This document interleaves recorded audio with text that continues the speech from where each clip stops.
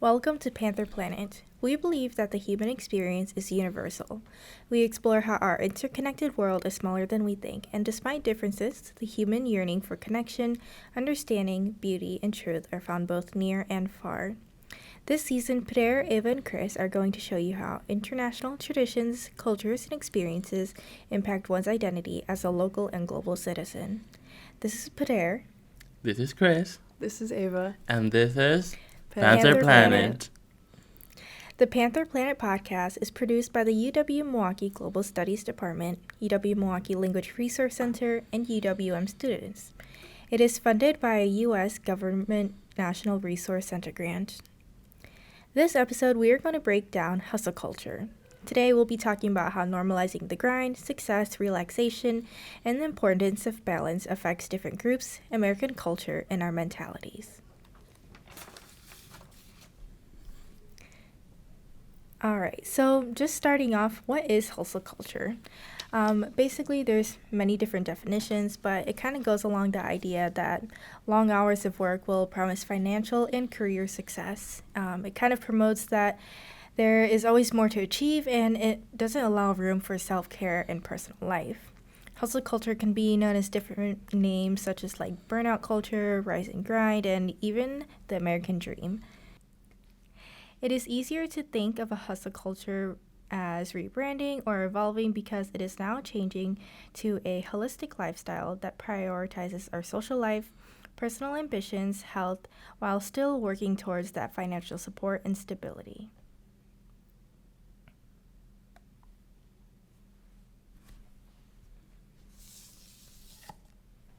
Some negatives to the sides of hustle culture would be it's an unsustainable mental health consequences from that burnout, that emotional, mental, even physical burnout from just working so hard and pushing yourself to your max.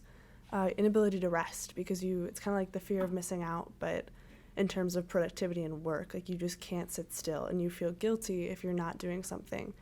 A drive to be overly competitive, which is, frankly, it's helpful. I feel like hustle culture, it's tricky because it helps you succeed in some ways, but it's also really not great because it's like dog eat dog all over the place. You have to be better than the last person and the next person and even better than yourself. There's also like heightened anxiety because of that competition, because of the inability to rest, just the constant go, go, go and stimulation. And then you're also running up this emotional debt to yourself because of everything said earlier.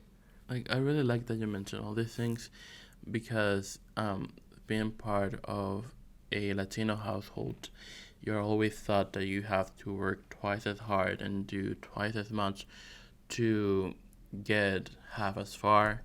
And that is so ingrained into our culture and the way that we are raised. And same goes for a lot of other minorities, that you are always thinking on doing work at all times. You could be on vacation, although that almost never happens, but you could be on vacation and you are always going to be thinking about work. Also, the same goes with the fact that there's enough space for people to raise through the ranks of corporations or whatever it is. But we feel that since we have had so little opportunities in the past, we have to compete amongst ourselves and put others down to get to the top. And all those things keep adding up, and your anxiety keeps building up and up, which also keeps creating this more and more big emotional debt to ourselves that at the end of the day is horrible for our mental health. But I must say that all these things have their pros and cons, which I don't know. Yeah, I can absolutely speak on like the negatives for sure. Maybe not even the pros. Like there are good things, but like why we fall into it and what makes it appealing. So I'm going to start there first. So I think there's this motivation for success, productivity, to live a good life, kind of like what Pader was saying, was it's not so much, workaholicism. It's more so, I want to be fit, I want to be healthy, I want to be beautiful, I want to achieve a lot. So that's why you see, oh, like, this is my daily workout session. I ran 8 miles today. I did whatever it is, you know, and then you have, like, the TikTok video where they list all the things they did in the morning, and it's, like, 20, and it's, what, like, an hour or something like that. And there's, like, this American value, or not so American value, like, Latino, like, whatever value. I think we all have this value of productivity, success. You want to achieve, you want to do well, you want to be your best. I think that's natural. And working harder usually builds one's future. And so it's kind of like, well, the harder I work, like, the further I'll get ahead. And in reality, that's many ways of everyday life. Like, especially if you're a full-time student with a job, and then, or a full-time caretaker as a parent, and you're going to school, or night school, or whatever it is. Like, we wear many hats each day. If you're an employee as a career professional, like, being productive does matter. So I feel like that is why we fall into it. And it's not, like, there's good goals, I guess, behind that. And as for negatives, I feel like there's an avoidance of emotions. Emotional, physical, mental burnout can be exacerbated by these things because you're not avoiding the task. Like, I don't know if you've ever experienced this where you're doing something, you're like, oh, I'm just going to do this, and this instead of starting this other thing. And I'm like, I'm going to be more productive if I do these instead of the one thing I'm avoiding doing. You're actually avoiding, like, that negative emotion associated with it. And I think hustling, okay, well, I'm going to hustle and I'm going to do all these things instead of actually taking care of what's going on the inside. Yeah. I think that could be associated with doing procrastination and being a productive procrastinator. Because although you're procrastinating something that is really important as your mental health and yourself, you're being productive in other ways not to think about yourself.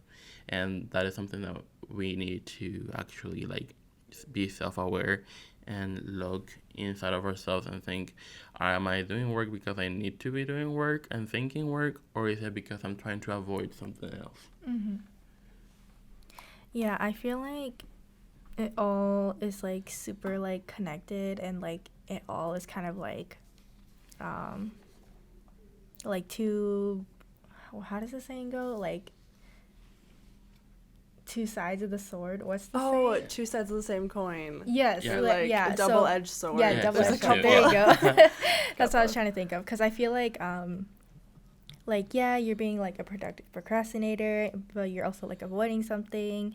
And, like, you're kind of, like, doing so much work, and, like, you're comparing yourself a lot, like how you mentioned, like, you know, like, the TikTok video of, like, this is my daily morning routine, like, there's a lot of comparison, but, like, I think it's hard, especially for our generation, to understand, like, you know, everybody does not live the same life. Like, we all have different experiences, different, like, needs and wants and realities, and I think that hustle culture in a negative sense brings up a lot of, like, comparison and, like, insecurities, and, like, makes people feel lazy when, like you are working hard, and it's like we don't acknowledge that for ourselves.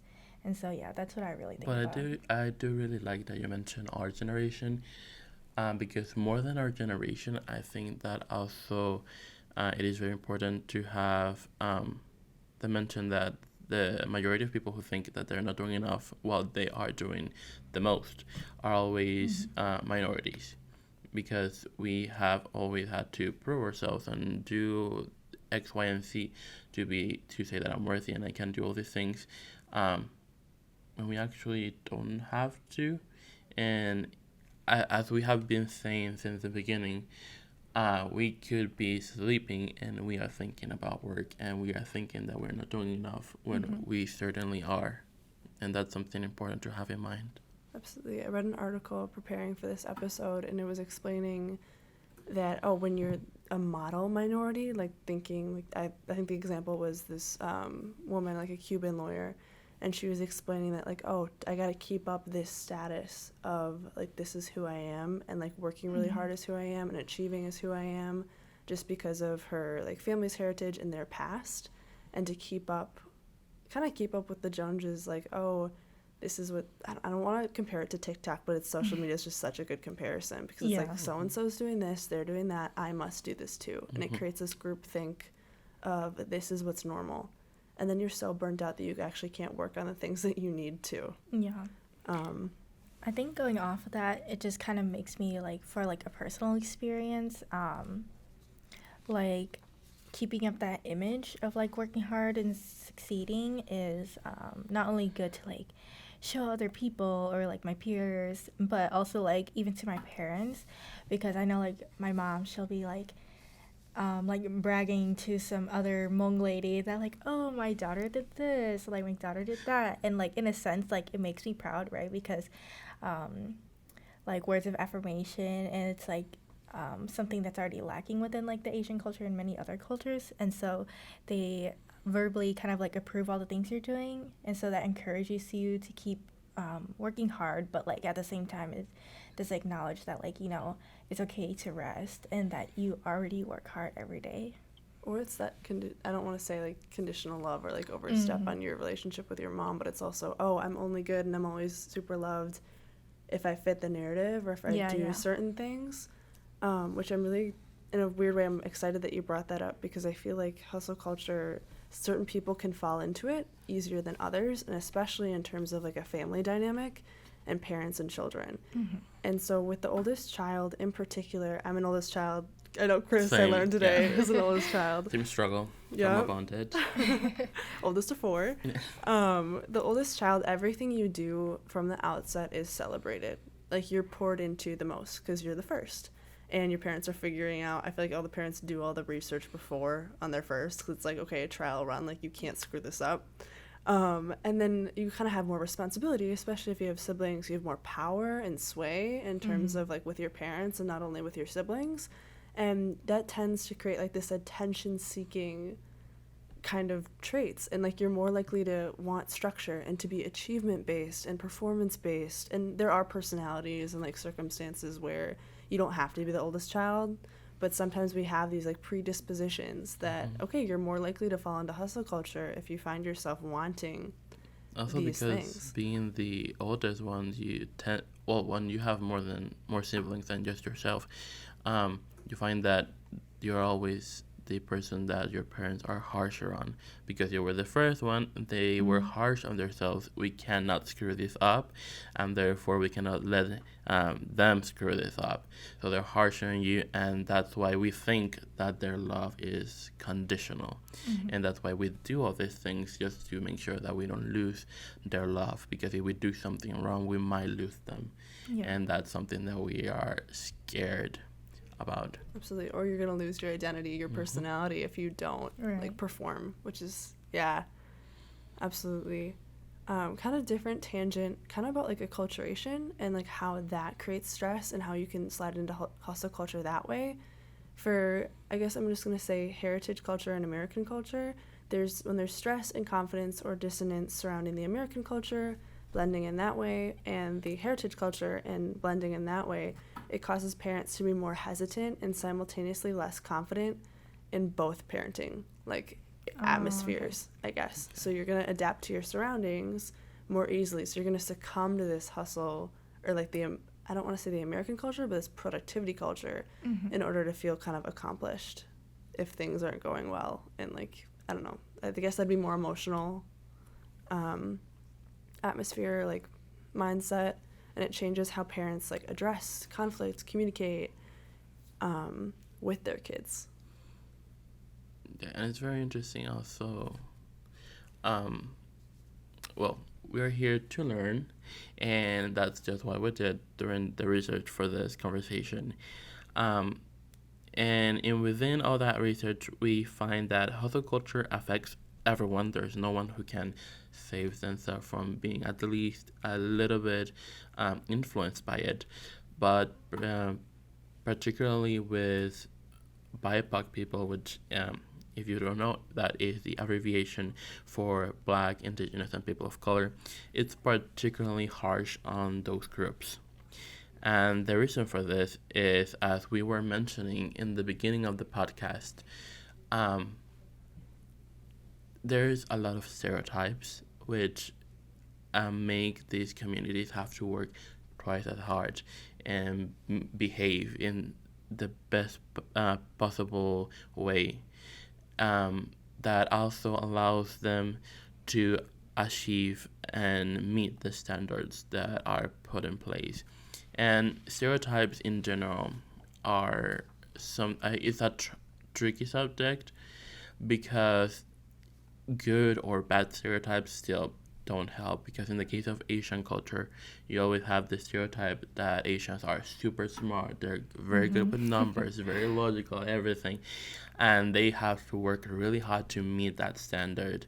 And in the case of perhaps Black and Latino people, you always have this stereotype that they're not that smart, they're not that they're very violent, or they're lazy, which in most cases is not the case at all. But Latino and Black people have to work really hard and be overachievers to demonstrate that they are smart, they are deserving of these opportunities, and they are deserving to be in these places and do these things.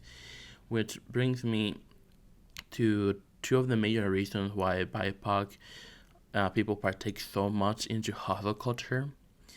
And the first thing is the invalidation of their achievements, which is something that we don't talk much about, but that happens under our noses, and we don't register it as such.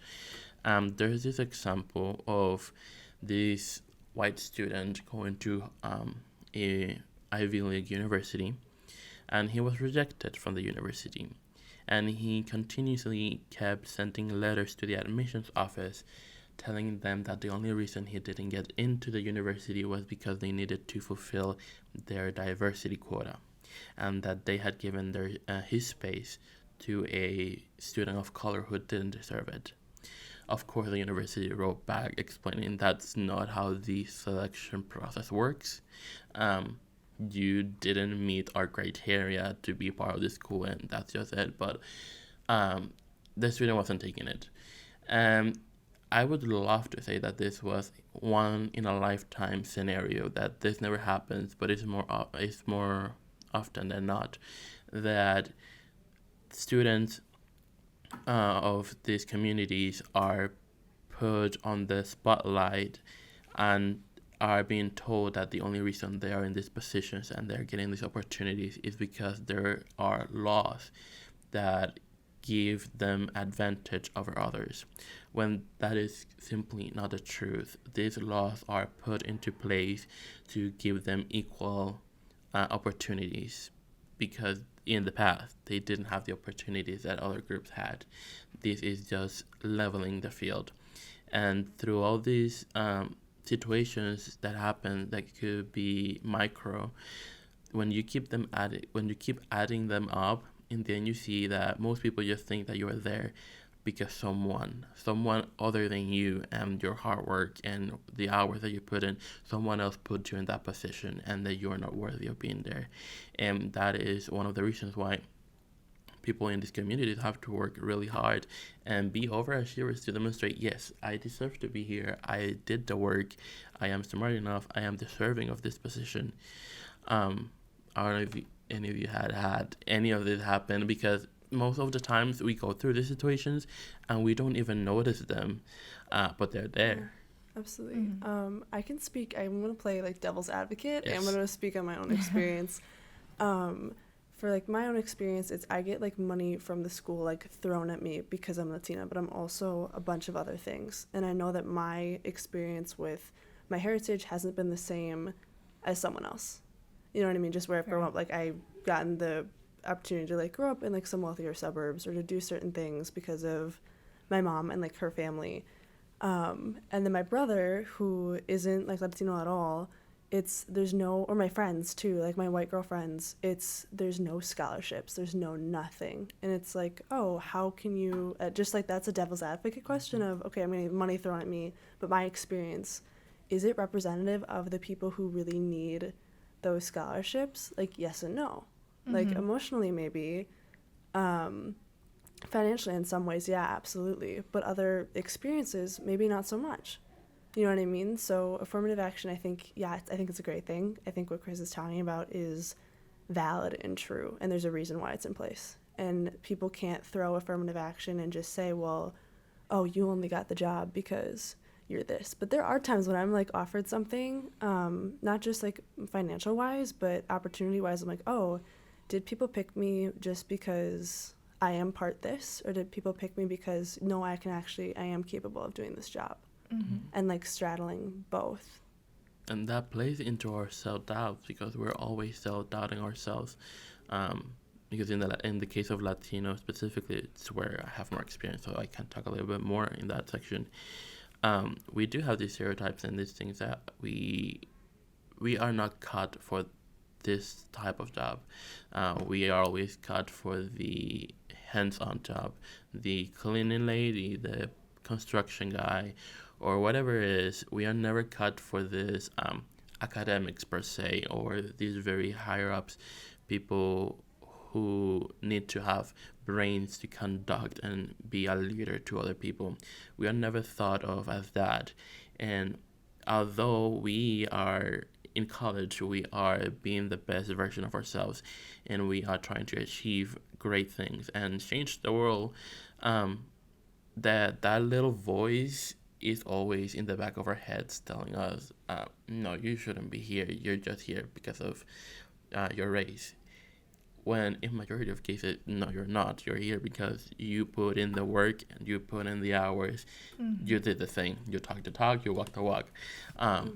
So yes. And you made that happen for yourself too. Like it's more than just, oh, I'm an exception to the rule. It's like, no, this is actually how it should be, and like you deserve to achieve these things. Yeah, I think kind of like speaking on what you were talking about, Ava, and like, like that little voice you mentioned, Chris, like I think like it also kind of relates to like invalidating our achievements. I mean, like what you say is totally like true, right? Because maybe it's not representative of everybody's experiences, but I think personally for me, I'm in a good way selfish, like when those opportunities arise, right? Because it's like, I heard it was from someone in the school, actually, like one of the faculty or staff, where they're like, we have these opportunities for students, but they never take it. And if they don't take it, then we can't keep providing it, So it's like, that's true. Like, and it's okay to be, in that sense, what we feel is selfish, because we're taking the opportunities, not only for it to continue being provided to us and our community, but I think that if you do feel that way, or like maybe you don't deserve it, I think that it's okay to take it and to use that opportunity to share it with your community, so that those resources and opportunities can continue like helping your community improve. Yes, and that the thing is that coming back to this, yes, these laws are put into place because in the past we didn't have the opportunities to get to where we are. And that period, we didn't have the opportunities. Now, there are these laws in place that give you an equal advantage, it equals the playing field. But now you're being told that you shouldn't take these opportunities because you're not deserving of it. Yeah. And in a way, it's just throwing us back to where we were. They're giving you the opportunity, but you shouldn't take it. You are being thrown back to, that's your place, you should stay there. And it's just in a different way to keep us back and keep us from evolving and going forward and creating this great thing for ourselves that we know that we can do. Yeah. Yes. Oh, sorry. No, yes, please I think like adding on to that, like something I read in an article while preparing for this episode, is that like hustle culture kind of like doesn't apply to BIPOC communities because it's like we've just always normalized it as like survival. And so I think like speaking about these opportunities, like when it's presented to us, it's so like unknown, or like we're not used to it. And so like I think that's why it's like maybe we're getting to a point where like, oh, like we don't need to survive per se anymore. Yes. Like we are surviving, and it's okay for us to grow and advance. Yes, but also that survivor mindset comes majority of time from our parents or our family, because in a lot of these communities, BIPOC communities, we have a guilt or a want to pay back the sacrifices that our family, especially our parents, have made to bring us here or give us the opportunities that we have. A lot of our, perhaps in the last generation and still in this generation, most of them didn't even finish high school or middle school and left their country, bringing their children here to give them opportunities that they didn't have.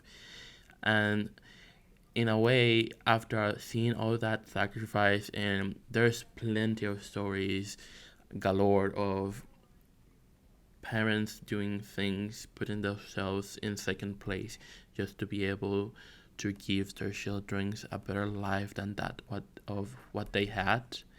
That now, as adults or young adults, we feel that we need to pay that back, and in order to do that, we need to work hard, and get a lot of money, because success is, in this capitalistic society, success is equal to money, and we need to get a lot of money to give them back in their investment. We are their investment in this country, and after all they did, we need to do our part and work really hard to get a lot of money and have them at least the later years of their lives living in peace. And that is a very strong emotion, because in these communities where we are very, like, American communities are very individualistic. You put yourself first, which is important. You need to put yourself first. But in other BIPOC communities, you think of the whole more than in the one. In every decision you make, you're always thinking of your family and how this will impact them, even if that is unconsciously. That is just what happens. And we need to understand that, yes, we must be successful, but for ourselves. And yes, we are grateful for the sacrifices. We are grateful, and we will continue to work hard and achieve all the things that we want. But there's a time for everything, and you don't have to, trigger warning, kill yourself working to achieve success. There's many ways to do it. You just have to look at the bigger picture and see how you are going to get there, but not losing yourself in the process. Because there's more than one way to be successful, and you only have one life, so you cannot afford to mess this one up just working and working. Because at the end of the day, when 80 years come and you are just thinking of the life you lived,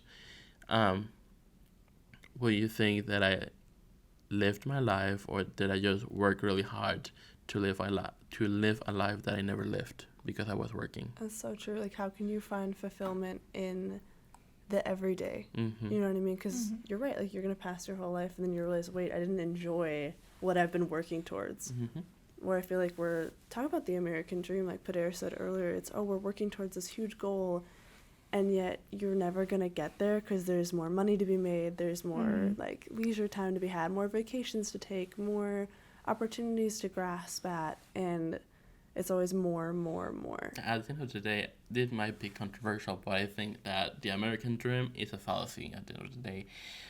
It keeps changing constantly, and it continues to change to be more and more out of reach for normal, everyday people.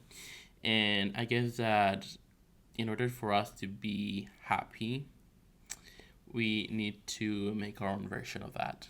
We cannot be thinking of our American dream. We must think of our dream and what will make me be happy. And that is very difficult, because we have all these propaganda around the fact that there's a certain way to do things, and a certain way to be successful, and a certain way to be happy. And people are not a one size fits all. We are all different. We have different dreams, different hopes, different personalities. We want different things. So my way to be successful, to be happy, and to be accomplished might not be the same way that you, Eva, are thinking of your life. And we need to understand ourselves and what we want and what we deserve and what we need and what we can achieve, and not thinking of, oh, if I don't have this, then I'm not successful, because society has told me that if I don't have this, I'm not successful. You have to put your goals and your standards, depending on who you are, not what society tells you to be, which might sound cliche, but it is the truth. Mhm.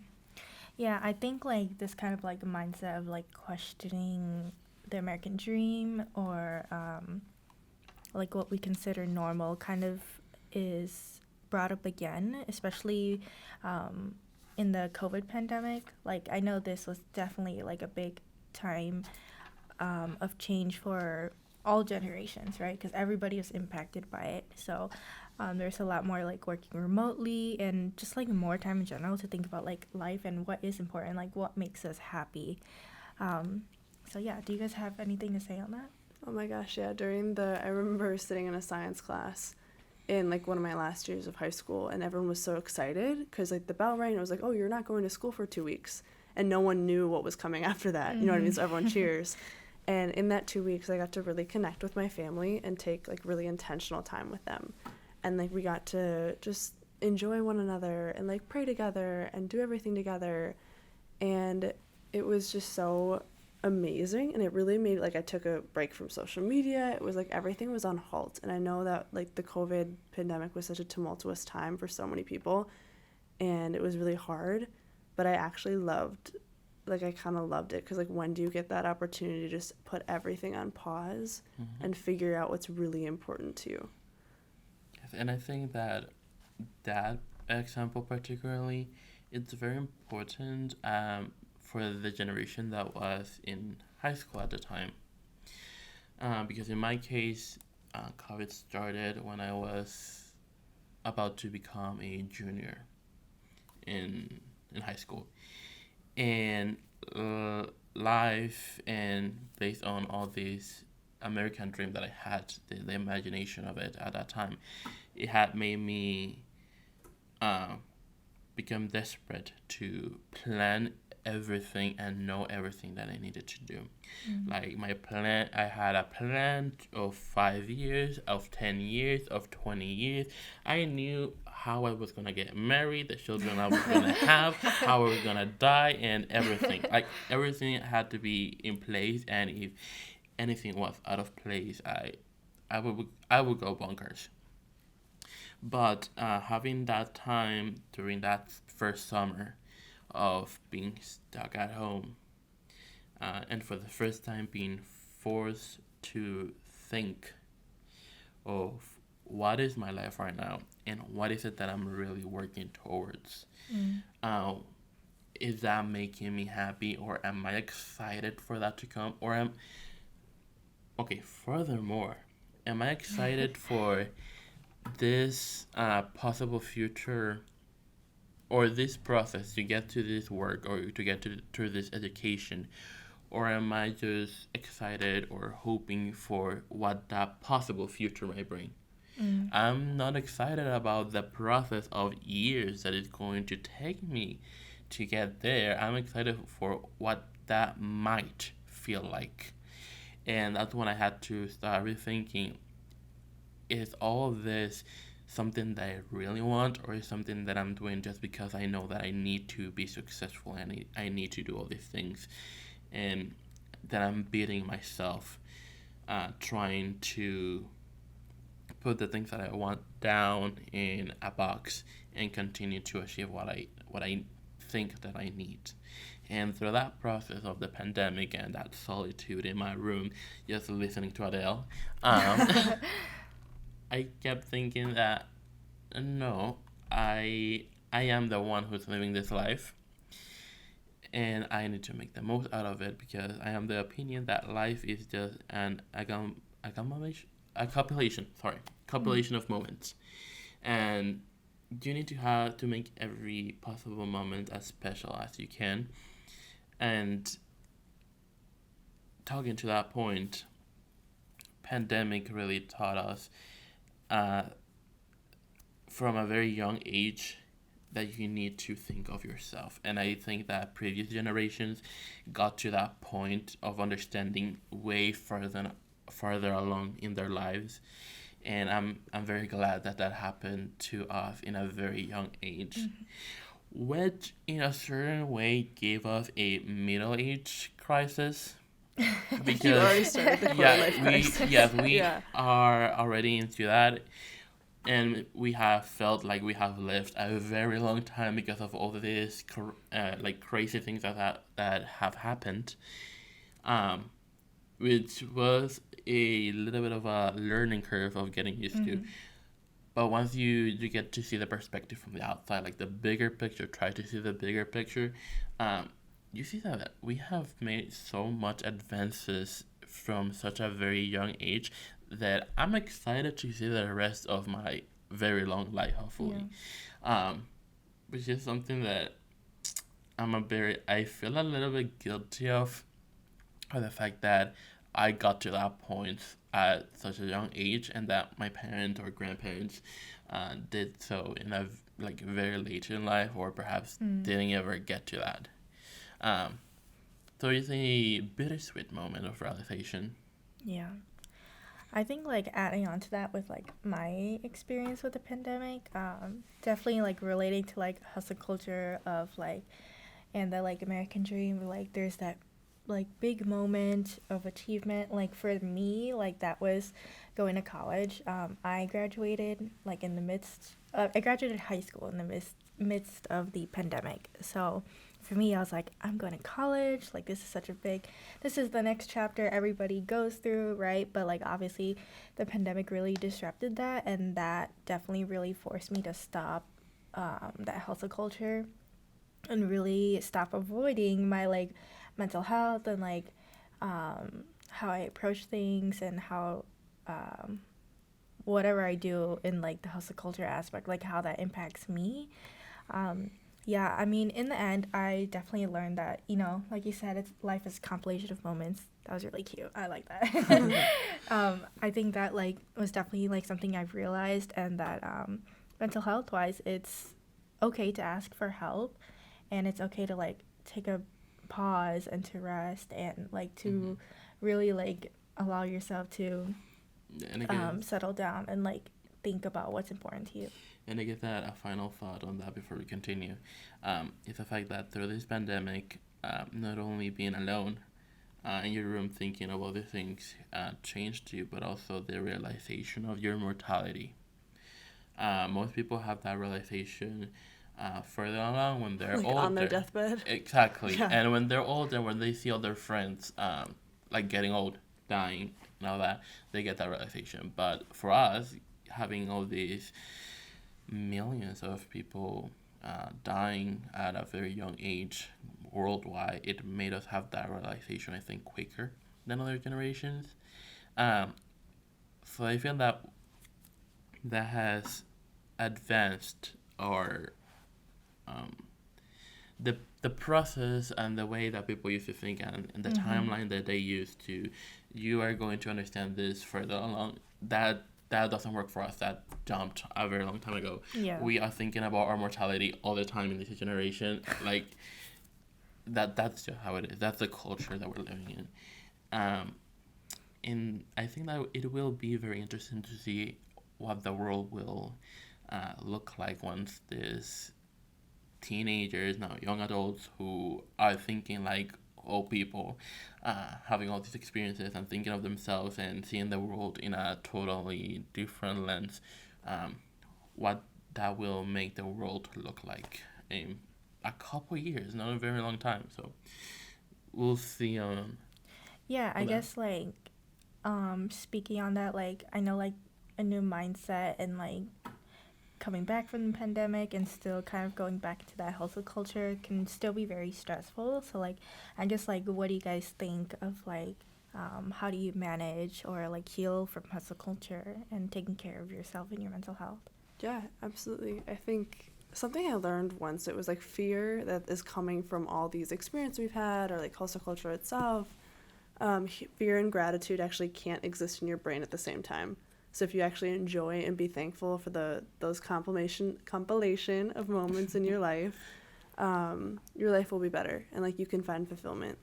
So in terms of that, doesn't mean we can turn off the productivity or like turn off our responsibilities. So how you kind of could manage hustle culture, it's you run the day doesn't run you. And that mindset of you're just like, huh. Yeah, that mindset of, okay, if so and so doesn't respond to me, like life goes on. And if they respond, like for making plans or for contacting someone, it's you don't wait for things to happen, you go and you make things happen. I think that's very great that you mentioned that, like, you're running the day, the day doesn't run you. And another way that I heard that put, which changed my life, is that you are not thinking of your life as I had the best day of my life. You need to think it as I had the best moment of my life, because yes, some days are gonna start really great, and then at the end they're not gonna be the best, and vice versa. And so we need to think of our life not as this was the best day of my life, of if this little thing happened that discarded the whole day, then I discard the whole day as bad. No, I'm thinking of my life as moments, and then this moment was the best moment of my life. I enjoy it to the fullest, and the rest, well, that just happened. So yeah, I like that. Yeah, absolutely. And also I feel like that could help you control your emotions a lot more, of knowing it's going to pass. Or just set realistic goals and like work on the small steps in increments, because if you do it that way, it's not this overarching lofty dream or lofty goal. It's more so, okay, I'm still achieving success in the little things, so you still feel really good about yourself, and that creates a sense of encouragement, the little victories, you feel productive. Don't run from daunting tasks. Like, that's never what we do. It's not about the task itself, it's about the negative emotion. So just remembering that, being conscious. Procrastination, that. Yeah. Or hustle towards self-care, and like use your time really wisely, and like make the time to take care of yourself. So I think one thing I learned, it was probably a TikTok, it was probably a video, but it was about how, okay, your love language corresponds like how you need to be taking care of yourself. Oh yeah. Do you know what I mean? Yeah. So I'm a physical touch person. So it's like, okay, take care of yourself. If you're not receiving that from others, or if you just need that, okay, like work out or do something physical, go on a walk, or like skincare, or like exercise, sleep. Like just make sure you're getting those basic needs met. That'll go a long way. Yeah. Too. And in terms of like other possible solutions and healing, it's okay. I think Pader and Cris, you both touched on this a lot, of acknowledging the burden of the pressure. Like, it's okay. Like, it's okay to like lament, and it's okay to talk about it and like take time to feel and to process all those things. And you are not being ungrateful because you're feeling the pressure, and because you are acknowledging that you have a lot of pressure on you. Yes, you do, but that doesn't make you ungrateful. That just makes you aware of the things that are expected from you and things that you expect from yourself. And that is important, because if you don't know yourself, then who will? Yeah, absolutely. Or like learning to communicate your needs too. Speaking of that, listening to your mind and body. That's like the basic needs. Like, make sure you're getting enough sleep, enough exercise, water, rest, sunshine. I feel like we live in a vitamin D deficiency here in Wisconsin. And surround yourself with the right people. Like, talk about finding fulfillment. Like, be around people who are like life giving. You know, I mean, like, yeah, or like instead of scrolling, just go on a walk, catch up with a friend, call somebody, learn a new hobby. Like, there are ways to make your life productive and happy that aren't taking away your peace. And that is really important, because if you don't do that, you don't surround yourself with the right kind of people, you don't do the right things to take care of yourself and to be aware of yourself and the things that are going on. You can put that in the back of your mind as much as you like. You can put in a little box and throw it at the end of the sea. Your body is going to bit you back in the butt, and it's going to show you have trouble, you have trauma that you have to solve, and either you face it up front, or I'm going to shut down. and I'm gonna make you go through it in a different way, and we don't want that. So you better like face your problems, face forward, and surround yourself with the right people to get that fixed before your body says you either fix this yourself or I'm gonna do it my way, and Yeah, really. that way it hurts. So Yeah, like your body purges, yes, or like your body holds on to all those negative emotions. be It can make you mindful of sick. that. Yes. Yeah. Yeah, I think that like really like emotionally and like socially, even like in a work environment, I think it's very important to set boundaries.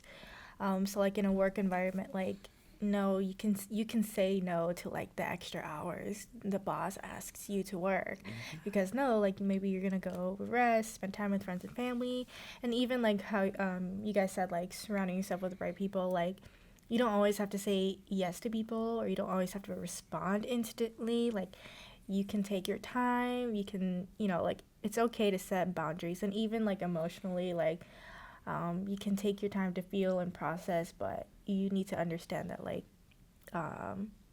you have to be able to fully move on as well, and to not like stay in that forever. I think it's, yeah, so like setting boundaries in like multiple aspects. Mm. Absolutely. Yeah.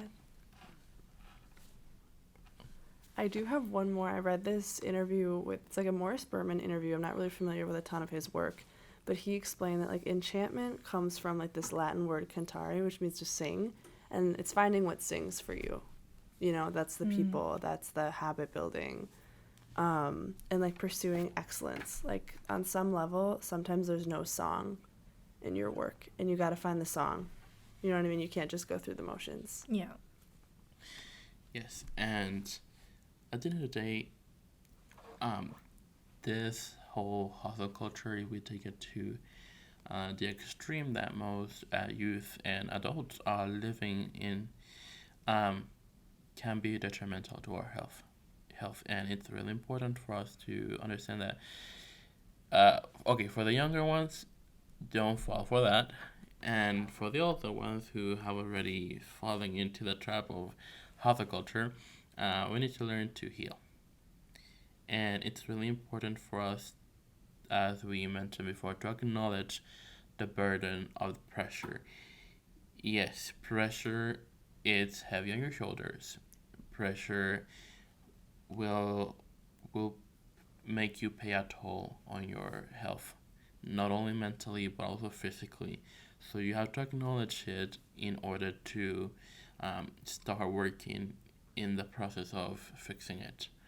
Also, you have to listen to your mind and body, um, because the one is connected to the other, and if you don't take care of one side, the other side will be out of balance, and that is really bad. That's how people get physically, what's the word? Um, they overwork Oh, like themselves. burnout or Yeah, like purging. burnout, Fatigue. There you go. fatigue. Like you're going to have health problems if you continue to work your body and mind without any what's it called? Like health to it. If you are not thinking healthy about how to take care of your body, that is going to show, and then you won't be able to do the work that you were doing in the first place. So listen to that. Um, but you have to think about your habits, and we are always thinking about work, work, and work. The way, the standard process, the standard way of doing work, and we need to think, what are the habits that I'm doing, and are they helping me in order to be productive and successful and healthy, or are they just helping the productivity side? Because if they are helping just productivity and leaving me, the person, um, out of the equation, then that is not helping me. But you need to think and have in mind, in this type of scenarios when you're working, you need to be a part of the equation. Your health needs to be a part of the equation always. So that is something very important to think of yourself. And I know that for many minorities coming from a community that is very family oriented and community oriented, you are never thought to things think of yourself first. You're always thinking of your family, your community first. And when it comes to work and all these things, we need to learn to put ourselves first and be a little bit selfish in that regard. Because if you don't help yourself, how are you going to help anybody else? So I think that it is very important for us to have a balance and to be in a happy medium between, yes, I am a person who thinks of my community and my family. It's something very important to me. But in order for me to think about them and be the best version of myself, to be the most successful and help them in the ways that I want, I need to take care of me and my body, who are the machine who is creating all this money, success, or whatever it is. So take care of yourself. Think of yourself. It's very important. Yeah, as my final remark, I would say, like, just be gentle with yourself. There's so much going on in the world, and it's okay to be gentle to yourself. And did you have anything else to say? Just, Ava? I think being curious about why you are falling into certain habits, instead of being, like, don't condemn yourself, just be curious. Yes. And, like, figure out why. And also, last thing I'm gonna say, I know I've been talking a lot, but people are also habits. Some people in your life are not meant to be there, and you have fallen into the habit of keeping them there, although they are not helpful to you emotionally, mentally, spiritually, physically. Like, there's types of people that they are on their own journey, and perhaps it doesn't match with yours. And if that thing is setting you back or hurting you, that's a bad habit that you have to break.